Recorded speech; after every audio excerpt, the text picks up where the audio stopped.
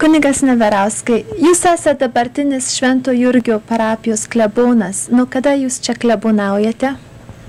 Nuo 1970 metų. Ar pirmą kartą nuo 71 metų čia atvykote, ar anksčiau buvote? Trečias kartas. Vyskupas mane paskyrė tojaus po įšventinimo į kunigus 1938 metais.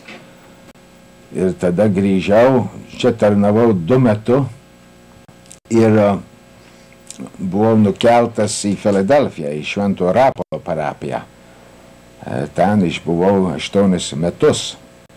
Tada grįžau ir tarnavau čionais 3 metus nuo 1948 metų iki 1951 metų. Reiškia, lietuvių tarpe jau gana daug metų dirbate. Taip.